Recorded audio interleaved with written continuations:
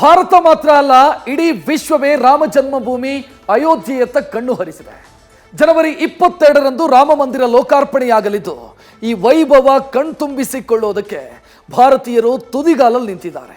ಆದರೆ ರಾಜ್ಯದ ಕಾಂಗ್ರೆಸ್ ಮತ್ತು ಬಿಜೆಪಿ ನಾಯಕರು ರಾಮನ ಹೆಸರಲ್ಲಿ ರಾಜಕೀಯದ ರಾಮಾಯಣ ಶುರು ಮಾಡಿಕೊಂಡಿದ್ದಾರೆ.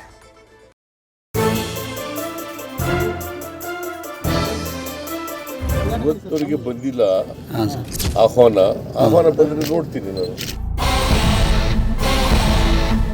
ಸ್ವತಃ ಸಿದ್ದರಾಮಯ್ಯನೇ ರಾಮ, ನಾನು ಆಂಜನೇಯ ಏನ್ ಮಾಡಿದ ಗೊತ್ತಲ್ಲ. ಬಿಜೆಪಿ ಮುಖ್ಯಮಂತ್ರಿಗಳಿಗೂ ಯಾರಿಗೂ ಕರೆದಿಲ್ಲ, ಯಾವ ಪಾರ್ಟಿ ಮುಖ್ಯಮಂತ್ರಿಗಳಿಗೂ ಅಲ್ಲಿ ಕರೆದಿಲ್ಲ. ಆ ಸಲ ಪುಲ್ವಾಮಾ ಆಯಿತು, ಬಾಲಾಕೋಟ್ ಆಯಿತು, ಈ ಸಲ ರಾಮನ ಹಿಡ್ಕೊಂಡು ಹೋಗಿ ಚುನಾವಣೆ ಗೆಲ್ಲಬೇಕು ಅಂತೇಳಿ.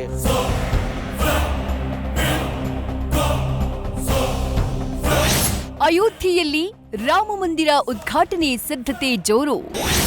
ಕರುನಾಡಿನಲ್ಲಿ ರಾಮನ ಹೆಸರಲ್ಲಿ ರಾಜಕೀಯ ಕಿತ್ತಾಟ ಶುರು.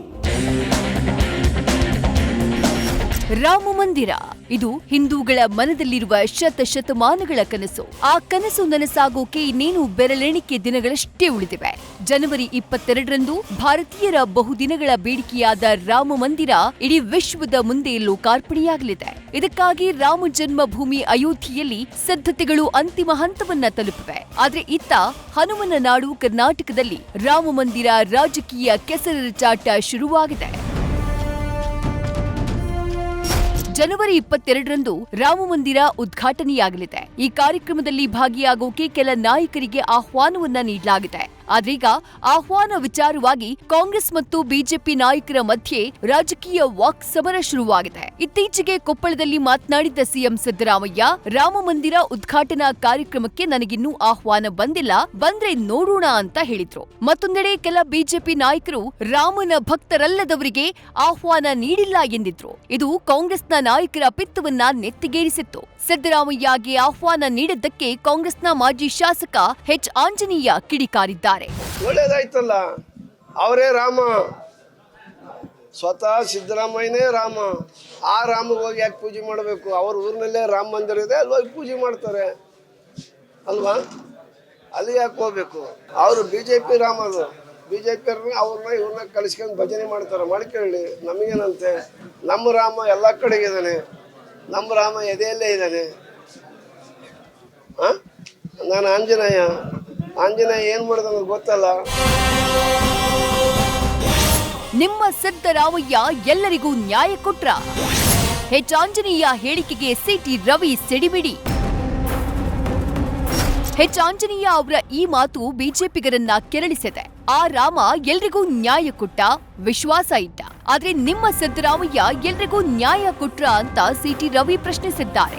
ಇನ್ನು ರಾಮ ಮಂದಿರ ಉದ್ಘಾಟನೆಗೆ ನನ್ನನ್ನ ಆಹ್ವಾನಿಸಿಲ್ಲ ಎಂಬ ಸಿದ್ದರಾಮಯ್ಯ ಮಾತಿಗೆ ಕೇಂದ್ರ ಸಚಿವ ಪ್ರಹ್ಲಾದ್ ಜೋಶಿ ಬಿಜೆಪಿಯ ಸಿಎಂಗಳಿಗೇನೆ ಆಹ್ವಾನ ನೀಡಿಲ್ಲ ಅಂತ ಸಮಜಾಯಿಷಿ ನೀಡಿದ್ದಾರೆ. ನಿಮ್ ಸಿದ್ದರಾಮಯ್ಯನವರು ಎಲ್ರಿಗೂ ನ್ಯಾಯ ಕೊಟ್ರ? ದಲಿತರಿಗೆ ಅಂತ ಮೀಸಲಿಟ್ಟಂತ 11,000 ಕೋಟಿ ರೂಪಾಯಿನ ವಾಪಸ್ ತೆಗೆದುಕೊಂಡ್ರು. ಅಲ್ಪಸಂಖ್ಯಾತರಿಗೆ ಅಂತ ಹೇಳಿ ವೋಟ್ ಬ್ಯಾಂಕ್ ರಾಜನೀತಿ ಮಾಡೋಕ್ಕೋಸ್ಕರ 10,000 ಕೋಟಿ ಅವ್ರಿಗೆ ಕೊಟ್ಟರು. ಅಂದರೆ ಒಬ್ಬರಿಗೆ ನ್ಯಾಯ ಇನ್ನೊಬ್ಬರಿಗೆ ಅನ್ಯಾಯ ಮಾಡೋರು ರಾಮನಿಗೆ ಸಮ ಆಗ್ಲಿಕ್ಕೆ ಸಾಧ್ಯನಾ? ಅವರಿಗೆ ರಾಮ ಮಂದಿರ ಆಗ್ತದೆ ಅನ್ನುವಂಥದ್ದು ಕಲ್ಪನೆ ಇರಲಿಲ್ಲ, ಆಗ್ಬೇಕಂತ ಇಚ್ಛೆನೂ ಇರಲಿಲ್ಲ. ಹಾಗಾಗಿ ಅವ್ರಿಗೆ ಒಂದು ರೀತಿಯಾದಂಥ ಹೊಟ್ಟೆ ಕಿಚ್ಚು, ಆತಂಕ ಎಲ್ಲವೂ ಶುರುವಾಗಿದೆ. ಪೂಜೆ ಮಾಡಲಿ, ಅವ್ರಿಗೆ ಸದ್ಬುದ್ಧಿ ಬರಲಿ. ಇಡೀ ದೇಶದಲ್ಲಿರುವಂಥ ಬಿಜೆಪಿ ಮುಖ್ಯಮಂತ್ರಿಗಳಿಗೂ ಯಾರಿಗೂ ಕರೆದಿಲ್ಲ, ಯಾವ ಪಾರ್ಟಿ ಮುಖ್ಯಮಂತ್ರಿಗಳಿಗೂ ಅಲ್ಲಿ ಕರೆದಿಲ್ಲ. ರಾಮನ ಹೆಸರಲ್ಲಿ ಚುನಾವಣೆ ಗೆಲ್ಲಲು ಬಿಜೆಪಿ ಪ್ಲಾನ್. ಪ್ರಹ್ಲಾದ್ ಜೋಶಿಗೆ ಎಂಬಿ ಪಾಟೀಲ್ ಕೌಂಟರ್. ರಾಮ ಮಂದಿರ ಉದ್ಘಾಟನೆಯಾಗ್ತಿರುವುದಕ್ಕೆ ಕಾಂಗ್ರೆಸ್ಗೆ ಹೊಟ್ಟೆ ಕಿಚ್ಚು ಶುರುವಾಗಿದೆ ಎಂದ ಕೇಂದ್ರ ಸಚಿವ ಪ್ರಹ್ಲಾದ್ ಜೋಶಿಗೆ ಎಂಬಿ ಪಾಟೀಲ್ ಕೌಂಟರ್ ನೀಡಿದ್ದಾರೆ. ಬಿಜೆಪಿಯವರು ಕಳೆದ ಬಾರಿ ಪುಲ್ವಾಮಾ ದಾಳಿ ಇಟ್ಕೊಂಡು ಚುನಾವಣೆಯನ್ನ ಗೆದ್ದಿದ್ರು. ಈ ಬಾರಿ ರಾಮನ ಮೂಲಕ ಗೆಲ್ಲುವುದಕ್ಕೆ ರಾಜಕೀಯ ಮಾಡ್ತಿದ್ದಾರೆ ಅಂತ ತಿರುಗೇಟು ನೀಡಿದ್ದಾರೆ. ರಾಮ ಮಂದಿರಿಗೆ ಮೊದಲ ಪೂಜೆಗೆ ಅದಕ್ಕೆ ಇದು ಮಾಡಿಕೊಟ್ಟಂಥವ್ರು ರಾಜೀವ್ ಗಾಂಧಿ ಅವರು. ಇದನ್ನ ಅರ್ಥ ಮಾಡ್ಕೊಡ್ರಿ ನೀವು. ಹೀಗಾಗಿ ನಮಗೆ ಯಾರು ರಾಮ ಇವತ್ತು ಸಹ ಎಲ್ಲರಿಗೂ ಬೇಕಾಗಿದ್ದಾವೆ. ಈಗ ಜೋಶಿಯವರಿಗೆ ಬಹುಶಃ ಲೋಕಸಭೆ ಚುನಾವಣೆ ಬರ್ತಾ ಇದೆ, ಅವರಿಗೆ ಪ್ರಧಾನಮಂತ್ರಿಗಳಿಗೆ ಬಿ ಜೆ ಪಿಯವರಿಗೆ ರಾಮನ ಹಿಡ್ಕೊಂಡು ಆ ಸಲ ಪುಲ್ವಾಮಾ ಆಯಿತು, ಬಾಲಾಕೋಟ್ ಆಯಿತು, ಈ ಸಲ ರಾಮನ ಹಿಡ್ಕೊಂಡು ಹೋಗಿ ಚುನಾವಣೆ ಗೆಲ್ಲಬೇಕು ಅಂಥೇಳಿ ಅವರ ಆಶಯ ಇರ್ಬೋದು. ನಾವು ಯಾವುದೂ ಹೊಟ್ಟೆ ಕಿಚ್ಚಿಪಡುವಂಥದ್ದಲ್ಲ. ನಾವು ರಾಮನನ್ನು ಗೌರವಿಸ್ತೀವಿ, ಇನ್ನಿತರ ಎಲ್ಲ ಶಿವನು ಗೌರವಿಸ್ತೀವಿ, ಎಲ್ಲರೂ ಗೌರವಿಸ್ತೀವಿ.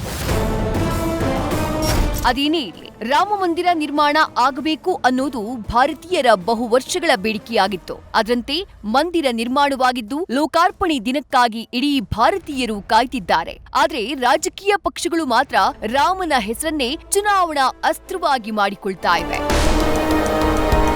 News first bureau. News first ನಿರ್ಭೀತಿಯಿಂದ ನಿಮ್ಮ ಪರವಾಗಿ.